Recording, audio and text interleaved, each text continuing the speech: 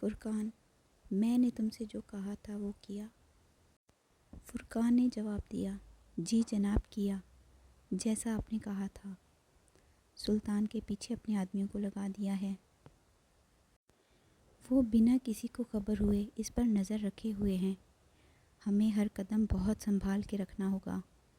سلطان باز جیسی نظر رکھتا ہے، اس سے بچنا ناممکن ہے، پر پھر بھی اپنے آدمیوں سے کہو کہ بہت احتیاط کریں۔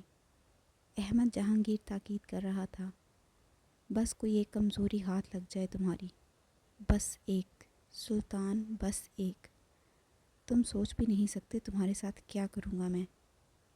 احمد جہانگیر ایک شیطانی مسکراہٹ کے ساتھ خود سے مخاطب تھا۔ آج کا دن بھی بہت سہانا ہونے کے ساتھ بہت ابر آلود بھی تھا۔ آسمان پر پھیلے بادل بارش کے ہونے کا امکان بتا رہے تھے۔ ہر طرف تازہ ہوا سے پھول اور پرندے اپنے پورے جوش سے چہچہا رہے تھے۔ وہ ریلنگ کے قریب ایک ہاتھ میں بلیک کافی تھامے، ایک ہاتھ میں موبائل کی اسکرین پر کوئی نمبر ملانے میں لگا تھا۔ تھوڑی دیر بعد رحیم شاہ کی پرجوش آواز گونجی، آہ میرے شیر کیسے ہو؟ کافی دن ہو گئے یہاں چکر نہیں لگایا۔ رحیم شاہ اس کے کافی دنوں سے نہ آنے پر سوال کر رہا تھا۔ جی آغا جان، یہاں کام ختم ہوتے ہی میں ضرور آؤں گا۔ کیا مطلب، ابھی کام ختم نہیں ہوا؟ نہیں آغا جان، مجھے ابھی کچھ دن یہاں پر رہ کر دیکھنا ہوگا۔ کہتے ہوئے ایک دم ہی اسے اس نازک سی لڑکی کا خیال آیا۔ تمہیں پتہ ہے، مجھے جاب مل گئی۔ آج میرا پہلا دن تھا۔ اچانک ہی اس کی باتیں سلطان کے ذہن میں آنے لگیں۔ شاید وہ یہاں بس اسے دیکھنے کے لیے رکا تھا۔ اگر وہ چلا جاتا تو، پر نہیں، آخر وہ اس کی کیا لگتی تھی؟ اپنے ذہن میں آنے والی ان باتوں کو وہ بار بار جھٹک رہا تھا۔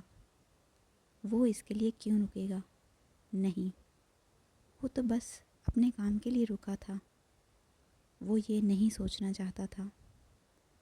اپنی سوچوں میں کھو کر اسے پتہ ہی نہیں چلا کب رحیم شاہ نے اسے کچھ کہا، اور ان کی بات کا جواب نہ دینے پر وہ بار بار ہیلو ہیلو کہہ رہے تھے۔ اچانک جیسے وہ ہال میں آیا، جی جی آغا جان، یہاں کام ختم ہوتے ہی میں واپس آ جاؤں گا۔ یہ کہہ کر اس نے فون بند کر دیا۔ جس سوچ کو وہ غلطی سے بھی سوچنا نہیں چاہتا تھا، وہ سوچ بار بار اس کے ذہن میں آ رہی تھی، پر بار بار جھٹکنے میں وہ کامیاب ہو گیا اور اپنی کافی انجوائے کرنے لگا۔ سلطان ایک بہت مضبوط پرسنالٹی کا مالک تھا۔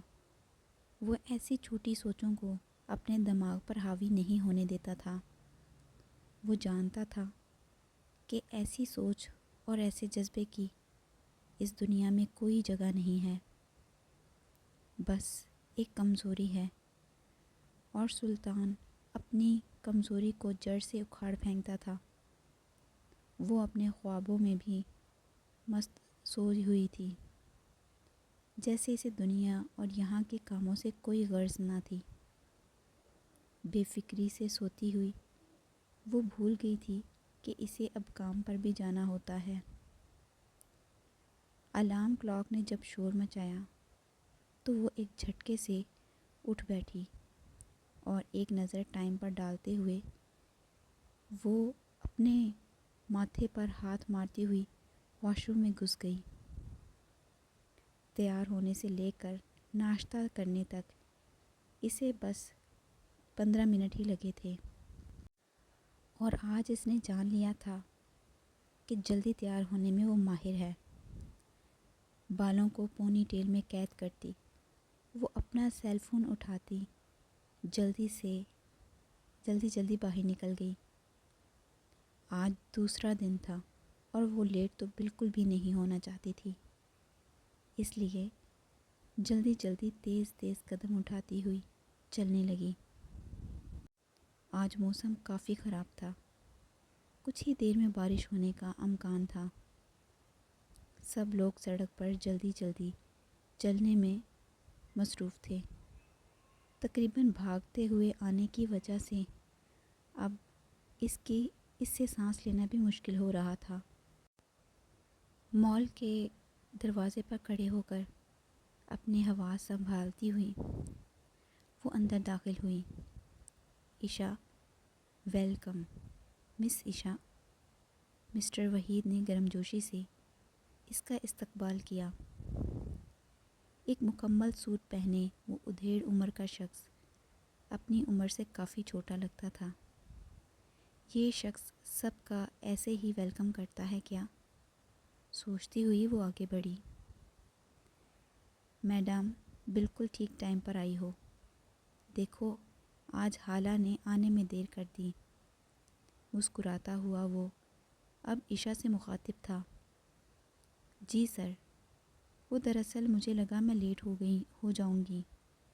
شکر کرتی ہوئی وہ جواب دینے لگی۔ اتنے میں مس حالہ بھی وہاں پر پہنچ گئیں۔ سوری سر، میں آج لیٹ ہو گئی۔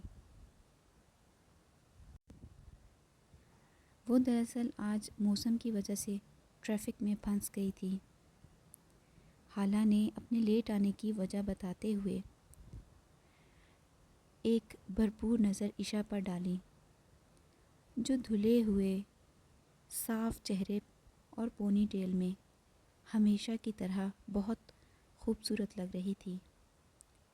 سچ سنور کر تو یہ لڑکی قیامت لگے گی، دل ہی دل میں حالہ نے عشا کی طرف دیکھ کر کہا۔ وہ معمول کے مطابق اپنے کام میں مصروف تھی، ہر ریک پر رکھی ہوئی چیز دیکھتی ہوئی وہ ایک ایک بک پر کچھ نوٹ کر رہی تھی۔ کم وقت میں ہی وہ اپنے کام کو اچھے سے سمجھ گئی تھی اور اچھے سے کر رہی تھی۔ ایک خوبصورت ترکش ڈیزائن میں سجے ہوئے ہال میں جہاں کی ہر چیز سلیقے سے رکھی ہوئی تھی،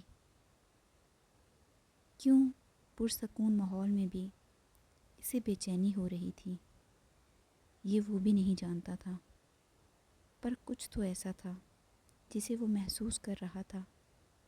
نہ چاہتے ہوئے بھی اس نے کچھ سوچتے ہوئے اپنے قدم باہر کی طرف بڑھا دیے۔ وہ شیلف پر رکھی ہوئی تازہ سبزیوں کو ایک ایک کر کے دیکھ رہی تھی۔ کچھ ٹھیک تھیں اور کچھ خراب، اور وہ انہیں الگ کرنے میں لگی ہوئی تھی، جبکہ اس سے کچھ فاصلے پر کھڑا بلیک لانگ کوٹ میں وہ اسے کنکیوں سے دیکھ رہا تھا۔ وہ اسے اپنا ہر کام کرتے ہوئے بہت گھور گھور کر دیکھ رہا تھا۔ وہ یہاں کیوں آیا تھا وہ خود بھی نہیں جانتا تھا۔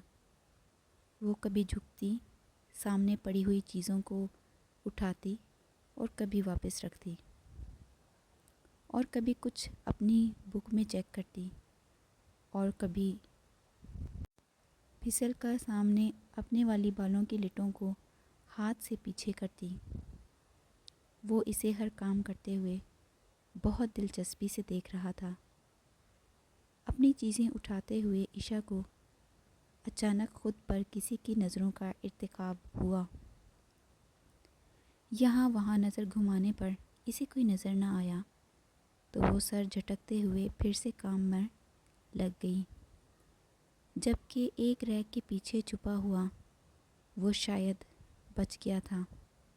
وہ جہاں جہاں بھی جاتی سلطان کی نظریں اس پر جمی رہتی۔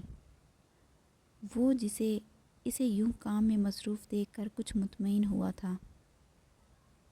ایک بڑے مصروف دن کے بعد جب اپنا کام ختم کر کے وہ مس حالہ کے آفس میں رپورٹ کرنے آئی تو مسٹر وحید کو وہاں دیکھ کر ایک منٹ کو رکی، پھر ڈور ناک کر کے اندر داخل ہو گئی۔ مرحبا مس عشا، مسٹر وحید کے کہنے پر جواب میں عشا نے بھی جواب دیا اور آگے بڑھ کر سائن کرنے لگی۔ سائن کرتے ہوئے دونوں سے اجازت طلب کر کے وہ باہر کی جانب چل دی۔ مسٹر وحید اور مس حالہ شاید کافی قریب ہیں، خود سے ہی کہتی ہوئی وہ سیدھا گھر کی جانب چلنے لگی۔ اس لیے جب ہی دیکھو ساتھ ہی ہوتے ہیں۔ جسم کا پرزا درد ہو رہا تھا۔ آج بہت کام ہونے کی وجہ سے وہ بہت تھک گئی تھی اور ایک کام کے کرنے کی بھی ہمت نہیں تھی، پر کھانا بھی تو بنانا تھا۔ سوچتی ہوئی وہ ایک دم سے چڑ سی گئی۔ اف، کوکنگ، اس نے چڑ کر کہا۔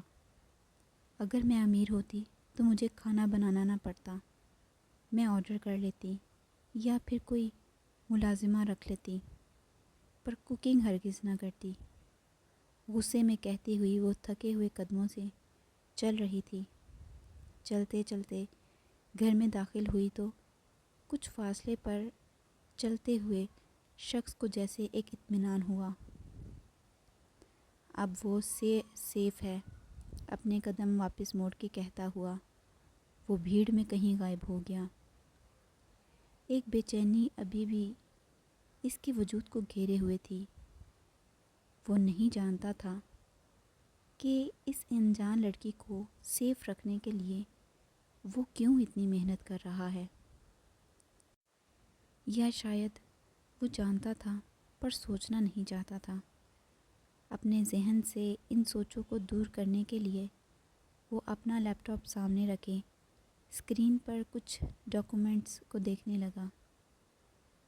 یہ ڈاکومنٹس آرفن کیئر میں ایڈمٹ بچوں کی فہرست تھی، جسے وہ بہت غور سے دیکھنے میں مصروف تھا۔ شاید وہ کچھ ڈھونڈنا چاہتا تھا۔ کچھ دیر کی محنت کے بعد آخر وہ اسے مل ہی گیا۔ اب وہ اپنے لیپ ٹاپ کی اسکرین پر اس کی پوری ڈیٹیل کو غور سے دیکھ رہا تھا۔ آرفن کیئر میں وہ بچے آتے ہیں جنہیں ان کے ماں باپ اپنے ساتھ نہیں رکھنا چاہتے، یا پھر وہ بچے جن کی پیدائش غیر ارادی طور پر ہوئی ہوتی تھی۔ ان بچوں کو اپنی زندگی کی سب سے بڑی نعمت فیملی سے محروم کر دیا جاتا ہے، اور اس محرومی کے ساتھ انہیں اپنی پوری زندگی گزارنی پڑتی ہے۔ کچھ خوش نصیب بچوں کو فیملی مل بھی جاتی ہے، پر وہ ان کا اپنا خون نہیں ہوتے، اور نہ ہی کبھی ہو سکتی ہے۔ ساری زندگی ان کے دماغ سے وہ بات نہیں نکلتی، اور باقی کے ہمیشہ کے لیے چھوڑ دیا۔ اولاد ایک ایسی نعمت ہے جسے اللہ پاک خوش نصیبوں کو عطا کرتا ہے۔ کچھ لوگ اس کی قدر نہیں کرتے اور یوں تنہا چھوڑ دیتے ہیں، اور پلٹ کر دیکھتے بھی نہیں وہ کیسے ہیں، کہاں ہیں۔ وہیں پر کچھ لوگ ایسے ہیں جو اولاد کے لیے ترستے ہیں، اپنے رب کے سامنے گڑ گڑاتے ہیں کہ انہیں اولاد جیسی نعمت سے نوازا جائے۔ جو جانتے ہیں کہ اولاد کس نعمت کا نام ہے، کس خوشی کا نام ہے، کس برکت کا نام ہے۔ خوش نصیب ہوتے ہیں وہ لوگ جنہیں اولاد جیسی نعمت ملتی ہے، اور وہ خدا کا شکر ادا کرتے ہیں اور قدر کرتے ہیں۔ جہاں معصوم لڑکیوں کا غلط فائدہ اٹھایا جاتا ہے، اور اسی معاشرے کی ایک ڈارک سائڈ بھی ہے، جہاں پر سر عام گناہ کیے جاتے ہیں، جہاں پر محبت کے نام پر بس اپنی تسکین پوری کی جاتی ہے، جہاں کچھ وحشی درندے گناہ کرتے ہیں۔ اللہ پاک سب دیکھ رہے ہیں، ان سے کچھ بھی چھپا ہوا نہیں ہے، اور تم چاہ کر بھی اس سے کچھ چھپا نہیں سکتے۔ وہ اپنا انجام بھول جاتے ہیں۔ ایک حدیث میں فرمایا گیا، اور گناہ گاروں کی لگام ڈھیلی کر دی جاتی ہے، اور ان کی آنکھوں پر پٹی باندھ دی جاتی ہے۔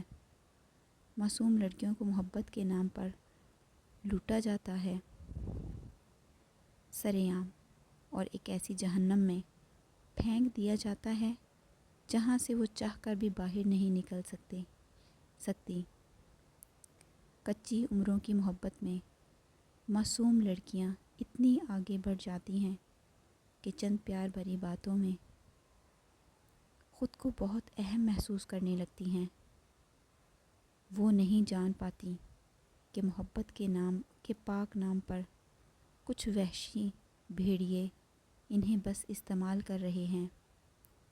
इनकी प्यार भरी चंद बातों में अगर कुछ नादान लड़कियां रात के अंधेरे में अपने बाबुल की दहलीज पार कर जाती हैं और फिर इनकी कच्ची मोहब्बत रात के अंधेरे में किसी होटल के कमरे में अपनी आखिरी हिचकी लेती है और फिर इन्हें एक ऐसी जहन्नुम में फेंक दिया जाता है जहाँ से वो चाहकर भी निकल नहीं पाती।